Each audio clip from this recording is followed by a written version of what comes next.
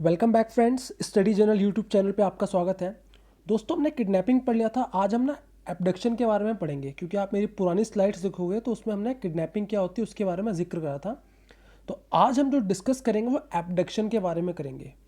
काफ़ी लोगों को एब्डक्शन और किडनैपिंग एक जैसा लगता है, और आप अगर हिंदी के अखबार पढ़ोगे तो वहाँ पे कई बार देखते हो आप कि किडनैपिंग का जो वर्ड यूज़ होता है, बट एक्चुअल में वहाँ पे एब्डक्शन हुआ होता है, बट वहाँ पे किडनैपिंग का वर्ड यूज़ करा जाता है। तो there is a lot of difference between abduction and kidnapping. Paper में काफ़ी बार आता है, तो आज हम इसके ऊपर डिस्कस करेंगे। सेक्शन जो 362 है हमारे आईपीसी का, वो बेसिकली बात करता है एब्डक्शन के बारे में। देखिए, पहले हम इसकी जो लैंग्वेज है पहले हम उसको पढ़ते हैं, उसको एनालाइज करते हैं, देन हम बात करेंगे। ये कहता है, अगर हम सेक्शन 362 को रीड करते हैं, और सेक्शन 362 किसके बारे में कहता है? सेक्शन 362 कहता है एब्डक्शन के बारे में। तो ये सेक्शन कहता है हु एवर बाई फोर्स। जब यहाँ पे वर्ड यूज हो रहा है हु एवर, तो हु एवर का यहाँ पे मतलब है कि कोई भी व्यक्ति, वेदर इट्स अ मेल और फीमेल, यानी जो अपराधी है वो कोई भी जेंडर का हो, इसलिए यहाँ पे हु एवर वर्ड यूज हुआ है, यहाँ पे मैन वर्ड यूज नहीं हुआ है। ठीक है, तो who ever by force compels. एक और वर्ड जो सबसे इंपॉर्टेंट है वो है फोर्स। फोर्स का मतलब क्या होता है? आईपीसी में आप पढ़ोगे तो आईपीसी में फोर्स के बारे में बहुत अच्छा खासा बताया गया जाए, ठीक है ना, क्रिमिनल फोर्स के बारे में जो बताया गया है। बट मैं आपको थोड़ा बता देता हूँ कि फोर्स होता क्या है। याद रखना, फोर्स का मतलब होता है कि अगर कोई भी पर्सन किसी बॉडी को टच करेगा, पुश करेगा, पुल करेगा, उसकी उस बॉडी की या तो उस बॉडी को मोशन में लाएगा। वो कब होगा? एक पत्थर अगर रखा हुआ है, मैं उसको धक्का मारूंगा लात से या हाथ से, तो वो मोशन में आएगा, तो वो फोर्स है। तो फोर्स का मेन मकसद क्या होता है? किसी भी चीज़ जो मोशन में है उसको रोक देना, यानी उसको स्टॉप कर देना, या जो चीज़ मोशन में नहीं है उसको मोशन में लाना।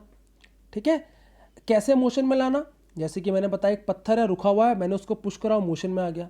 एक गाड़ी आ रही है चलते हुए, मैंने बीच में रास्ते में पत्थर लगा दिया, तो मैंने उस गाड़ी की मोशन को क्या कर दिया? रोक दिया।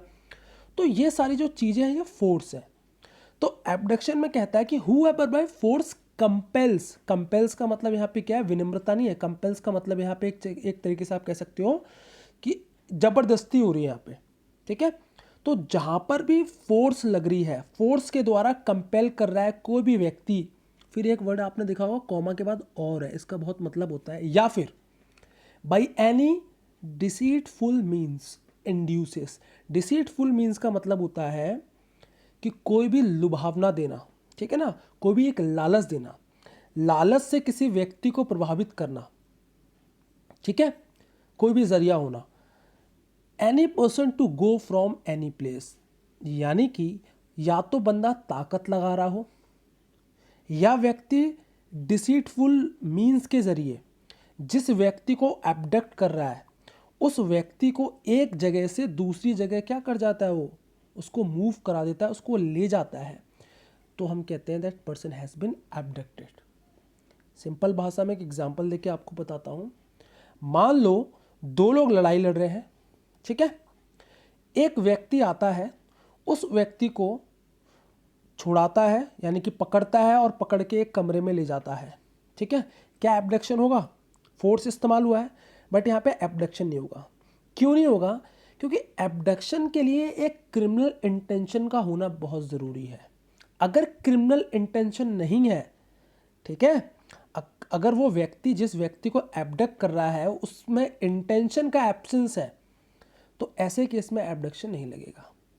ठीक है, तो आसान अगर मैं लैंग्वेज में कहूँ तो ये कहता है कि there must be force, the force must compel to home the person who has been abducted. जो व्यक्ति एब्डक्ट हो रहा है उसके ऊपर ताकत लगनी चाहिए, या ऐसे व्यक्ति को ताकत नहीं लगाते, किसी भी डिसीटफुल जरिए, ठीक है, कोई भी लालच देके उसको अपने साथ ले जाना। चलिए यार, आज हम घूमने चलते हैं यहाँ पर, उसको अपने आपने ओमनी वैन में बैठाया, बट आपकी इंटेंशन क्या थी? उसको एब्डक्शन करने की थी। अगर आपकी इंटेंशन यहाँ पे उसको एब्डक्शन करने की नहीं थी, तो आप सिर्फ उसे ओमनी वैन में बैठा के एक जगह से दूसरी जगह ले गए, तो एब्डक्शन नहीं लगेगा। ठीक है दोस्तों, अब यहाँ पे वर्ड यूज हुआ है एनी पर्सन। ये बहुत समझदारी से आप समझना, काफ़ी बार क्वेश्चंस पूछ लिए जाते हैं क्या एबडक्शन में कौन कौन एप्लीकेबल होता है, ऐसे आपको सवाल दे देगा कि बच्चे एप्लीकेबल होते हैं, ठीक है, या अनसाउंड माइंड के पर्सन एप्लीकेबल होते हैं। देखिए यहाँ पे वर्ड यूज़ करा है एनी पर्सन। एनी पर्सन का मतलब है कोई भी व्यक्ति, चाहे वो बच्चा हो, चाहे बूढ़ा हो, चाहे जवान हो। यानी कि एक बच्चा जो है वो भी एबडक्ट हो सकता है, और अगर बच्चा किडनैप भी हो सकता है। बट किडनैपिंग में स्पेसिफिक आप देखोगे तो हम बच्चे की बात कर रहे थे, मेल और फीमेल चाइल्ड की हम बात कर रहे थे, ठीक है ना। बट यहाँ पे हम मेल और फीमेल चाइल्ड की बात नहीं कर रहे, यहाँ पे एनी पर्सन की बात कर रहे हैं। इसका मतलब है कि कोई भी व्यक्ति एबडक्ट हो सकता है, बट कौन सी चीज़ होनी चाहिए, फोर्स यूज होनी चाहिए या कोई डिसीटफुल मीन्स होनी चाहिए। और जो व्यक्ति ऐसे बच्चे को या ऐसे किसी पुरुष को या ऐसी किसी महिला को एबडक्ट कर रहा है, उसका इंटेंशन क्रिमिनल होना चाहिए, तभी एबडक्शन लगेगा। तो कुछ इंग्रेडिएंट्स हैं दोस्तों कि use of actual force, actual में फोर्स यूज़ होनी चाहिए। अगर फोर्स यूज़ नहीं होगी तो कोई एबडक्शन नहीं होगा, ठीक है।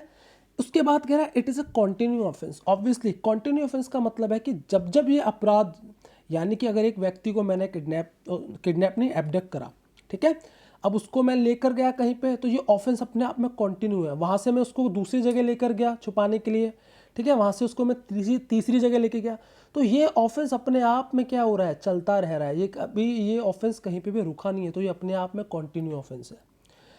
Auxiliary act not punishable itself. मैंने जैसे आपको बताया कि अगर दो लोग लड़ाई कर रहे हैं, एक व्यक्ति को मैं ले जाता हूँ हाथ पकड़ के, यानी कि ताकत लगा के, और उसको एक रूम में बंद कर देता हूँ, तो no, this act is not amount to abduction unless and until, क्या नहीं होना चाहिए, जब तक आपकी क्या नहीं हो, इलीगल इंटेंशन ना हो। तो इलीगल इंटेंशन यानी कि यहाँ पर होना बहुत ज़रूरी है।